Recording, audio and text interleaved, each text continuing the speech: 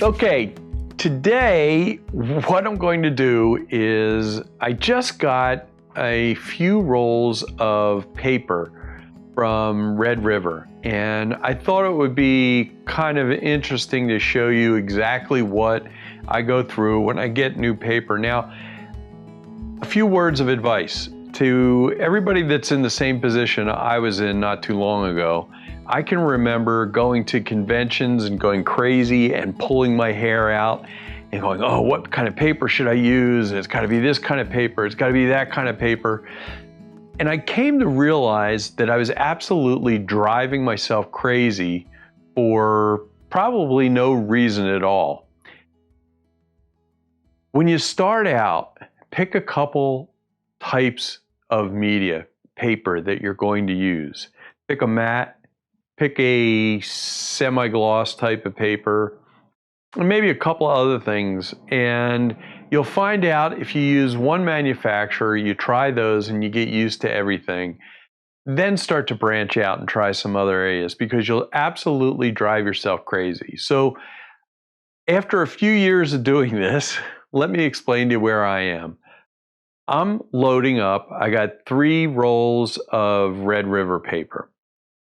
One is a Baryta, the other is a smooth matte, and the other is a soft gloss type. Now, I also use cut sheets also, but what I wanted to show you was what I actually go through when I get these papers in, create custom media types, and then test out my own profiles against their profiles, because actually Red River does use some really good and have some really good profiles, and sometimes mine are better and sometimes theirs are better, and sometimes I keep them both, and if I want to print a certain way I use theirs, if I want to print mine I use mine, and so there's no magic pill to it. So what we're going to do today is we're going to load the roll on there, we're going to create a custom profile, and then go ahead and test it. And if need be, I'll go ahead and put the mile markers down below, so to speak. So if you just want to jump to something, you can go ahead and do that. Say like loading the roll on there, you can go ahead and do that. Anyway, please do me a big favor. And once again, while I jump over to the computer, follow the little guide down there and go ahead and subscribe to the channel. Use the links below, it really helps me out. Also, if you're going to use Qimage, hopefully there is still a discount link down below, so go ahead and try that for your printing, because that's pretty much the way I print, and you'll see that when we go ahead and print out the targets once we do the paper calibration. Let's go ahead and jump over to the computer, because this is where it all starts. I've just gotten a brand new roll in. I don't have a custom media type, so when I go to load the roll onto the printer, first thing I want to do is create a custom media type. If you're just going to use the standard media type that comes with the printer, and in this case it would be a high density matte paper, which Red River calls for, then you could just go ahead and skip this part and load the roll on there. So let's jump over there and get started. All right, here we go. First thing, open up the media configuration tool and select the printer for which you want to create the custom profile. And then jump up, select custom paper. So this is what you're going to actually do, is create a custom media type. And it's going to base itself on and ask you to select the closest media type that's already loaded onto the printer itself. And in this case, Red River paper says to use a high density matte paper. And you can jump over to their website and take a look at it and get the information from the website itself. Go ahead and select high density and next. And then it's going to ask you for a name, and go ahead and name it. It has to be a fairly short name.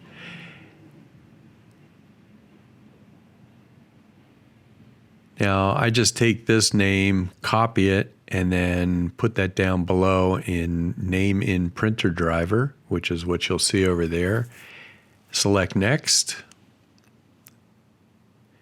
And then select the printer that you want to work with, which is the 4000. This is going to update the media information on the printer itself.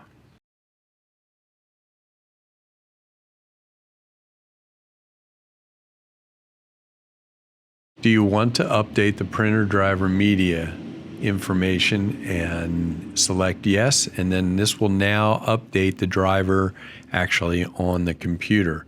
And it says you can edit the media information created by a custom paper. We don't want to do that yet because we don't have the paper loaded, and we'll check that out in just a second. Jumping over to the printer, let's go ahead and load this roll in the number 1 spot. And yes, we want to load the printer. Open the top cover up.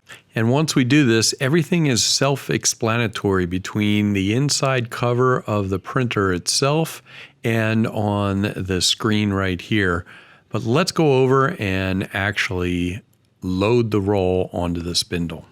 We're going to load up, this is going to be down and dirty, we're going to load up a roll onto a 44-inch Canon Pro 4000, but it basically applies to either the 2000, 4000, 4100 even, 2100, 6000, 9000, 500,000, whatever they got out right now, it's pretty much the same. Got a roll of Red River Palladora Smooth, which is a fine art matte paper, and I'm going to load that. I try to get a 3-inch roll. I just like the bigger rolls, a little less of a curl when you get down to the end. So this is basically the 3-inch, and you need to apply the adapter onto each end for the 3-inch roll. Not really that hard to do. Not that hard to do. Of course I say that, just kind of make sure it snaps into place. For the Canon, the paper needs to be just the way you see it here, facing away from you, the open end right here. Go ahead. Now you want to push it in there, not push it in too hard, but you want to keep it snug up against the end. Now this is the smooth end on the right-hand side. The geared end is on the other side. So just go ahead and place the adapter onto the end. And you can see the big thing is once you get the roll on there, you want to make sure that you clamp this shut. So as you're putting it on, make sure the clamp is open. And that's about it. Like I said, just take the end and clamp that on like that, and there you go. Go ahead and take the plastic off of the roll and load the roll so that the markings are correct. They have it labeled left-hand side. Like I said, the gear goes to the left. And peel the restraining paper off. I go ahead and keep that just so I can use it at a later date. And each one of the markings on it is self-explanatory, and it also shows you, as I said before, on the inside of the printer how to load it.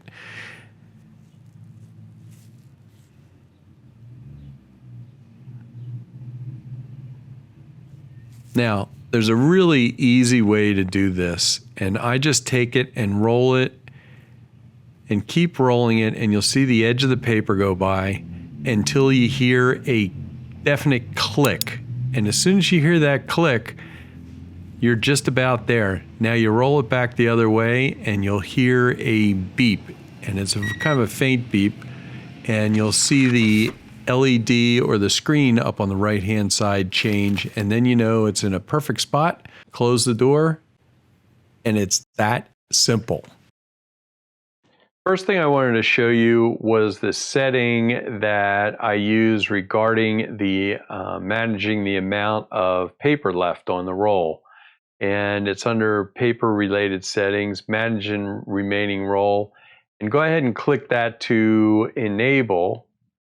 And it will actually, at the end of each roll, will print out something that looks like this, and it will read it the next time and tell you what the remaining paper is left on the roll. So let's go back to, do you want to start feeding? Yes. Feeding paper. Select media type. Now, if you remember, we actually created this RNRR, so that's Rusty Nelson, Red River, Palladoro, Smooth Rag. Select that. Now it's going to ask you how much footage is on the roll. 50 foot, go ahead and select. And the reason is because we enabled the manage roll amount, and it's feeding the paper now again. And that's it. We're ready to go. All right, we are back over in the media configuration tool in the printer, and what we're actually going to do now is continue and further modify or edit that media type that we created for the roll that we just loaded.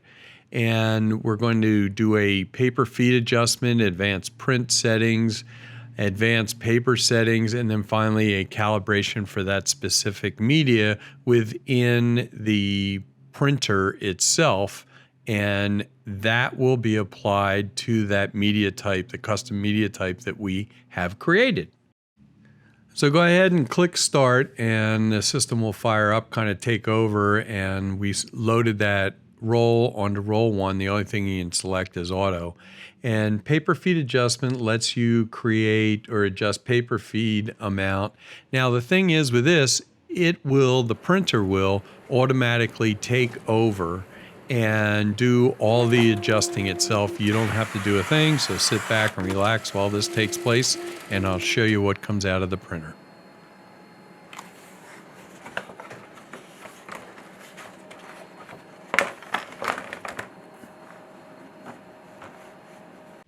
Now, on each one of these tabs as we go through it, that pretty much completes the feed adjustment. You need to go back and update the driver and the printer itself. So this asks which printer, and you select the printer and then click start, and it will go ahead and update the printer. Now, as soon as it's done with that, on each one of these, it'll ask you if you want to go back and update the driver also. You can do that at the end if you want, or you can do it each one of these individually. But that's pretty much it for the adjustment. And you want to do that before you do the rest of the adjustments or edits to your custom media type. So what we've done now is we updated the printer itself. And if you need to, go ahead and go to your printer driver like here and update the media information in the driver itself. So now back to the media configuration tool and each one of these other tabs that's in there. Just think of this as modifying your current media type that you just created. And these are all the areas that you can go ahead and adjust. I'm not going to do this right now, but what I'd like to do is get up to the calibration. Clicking test here within the advanced paper settings, I have tried this a few times and not had any great results, but you're picking the auto and the roll that we're on. And as you can see, this is different inks consumptions that you can check and test. Anyway, let's go ahead and jump up over to the last part, the calibration. What you're actually doing is doing an internal color calibration. In other words, standardizing the color in the printer itself. The color calibration improves the consistency and it compensates for slight differences in how colors appear when printing due to individual variations or the aging of printers. Most of the time you'd never notice a difference, but what you're doing is printing out this color target, and the printer itself is reading it and adjusting itself to this specific paper media type that you've created. Now, whatever you do, don't forget to go back, click OK, and update the information that you just created in that media type. This will transfer it over to the printer, and then you want to make sure you go back and update that information into the driver itself. Click Update, Execute, and then when you're done with that, go ahead and check your driver, and you notice that the smooth rag is there that we just created. Go over to the printer, hit Custom, and you'll notice that it's also listed in the printer itself. Whew, glad that's done. Yeah, that was tough to get through so far, and God bless you if hung around this long, but it's well worth it because we're still going to learn some things that even if you don't do all this, you may find a good reason why you don't want to use a profile that's already in the printer. That's coming up. So, what have we done so far? We went and created a custom profile and we adjusted the printer's feed using this. Yes? Then we went, and if you decided to do it, you use this, and this was for the ink consumption. I do not do that. And then last but not least, for that media type, we created a color calibration and did an internal calibration for the printer's color. So that's done. The last thing but not least is creating the actual printer profile for the paper. Yes, the custom ICC profile. Now, you can get these in various ways. You can get it from the manufacturer, you can create one yourself, or you can hire somebody. They'll do it over the internet. But the most important thing is to have your printer set up like this before you print the profile. Now, I'm not going to tell you how to print profiles right now, but I'll just kind of cover the basics of it, and then I'll show you how I actually test different things out. And I think you'll be surprised at the end of this because I end up not necessarily using my own profile this time. Let's go ahead and get started with it.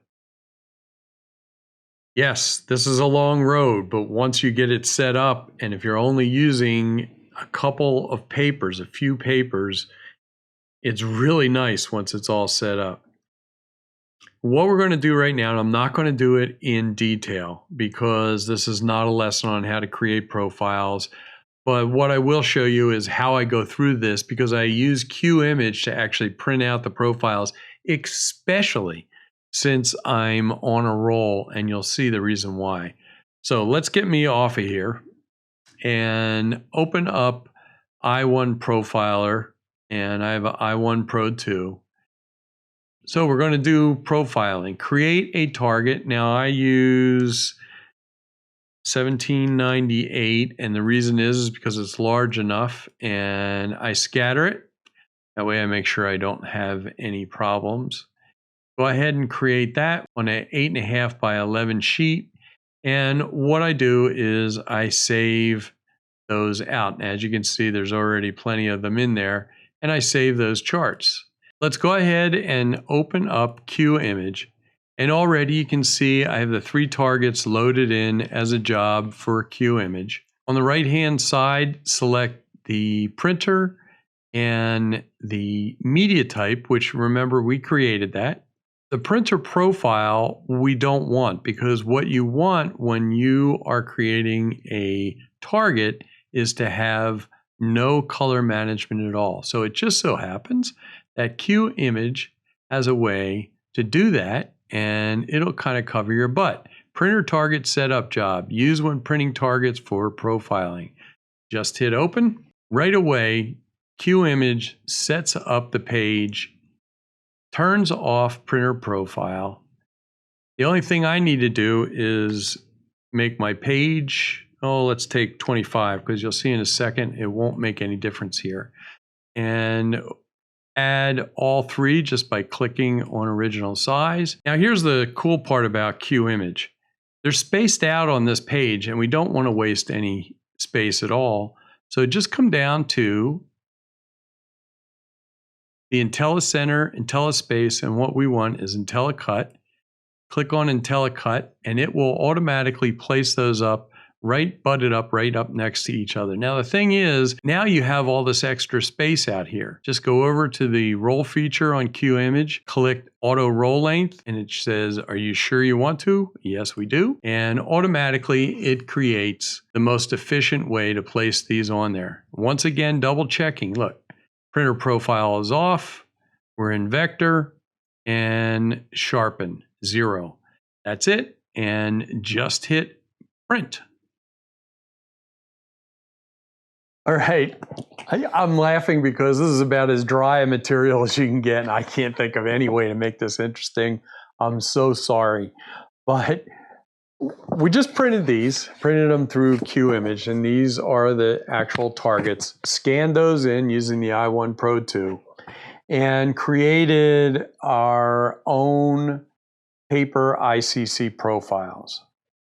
So now we have a custom media type profile, and we have ICC, the printer profiles for the paper themselves.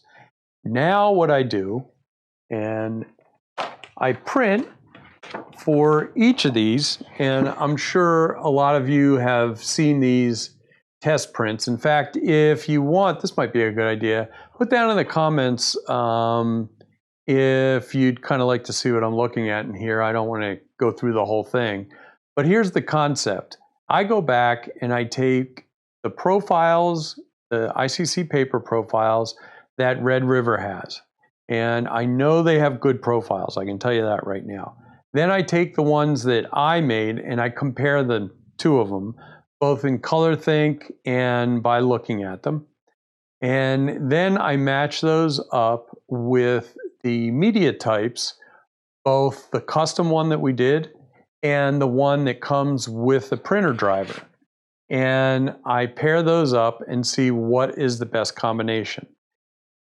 In this case, the best combination is to use the custom media type profile that I made along with the profile, the ICC profile that Red River supplies on their website. So that's the combination that I came up with. And I'm glad it's over. So that's it. That's what I'll be using for both of these. And I just go ahead and store that in Qimage, and that's what I'll use from now on. Doesn't mean I won't play with it down the road to try to tweak it a little bit or make some custom ones depending on a print that I'm doing. But for the most part, that's exactly what I'm going to use.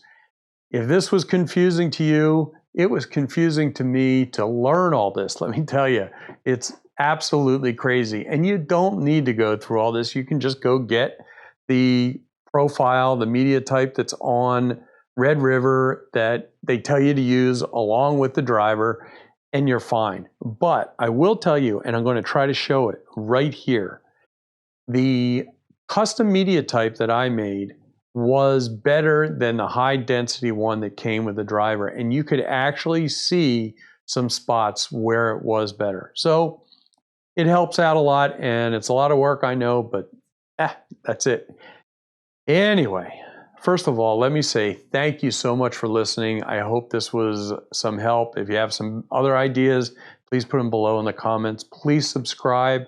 I appreciate it so much. I'm getting close to that magic 1,000 right now. Woohoo! I don't know what it's going to do for me, but at least there's 1,000 people subscribed. And go ahead and ring the bell. Follow the little guy down below if he's cruising around down there, and subscribe. Anyway, remember, my saying is my camera is my best excuse for adventure, and it should be yours too. I'm going to go out hopefully this summer still in June to go storm chasing. Hopefully I'll have some great footage for you there. When I get my drone, they say in 2.5 weeks, a Evo 2 Pro, I'm going to try doing some still photography with that, and I'll invite you along. But anyway, let me get out of here and let me go use some of those profiles we just did and go have some fun printing, because I'm losing my mind.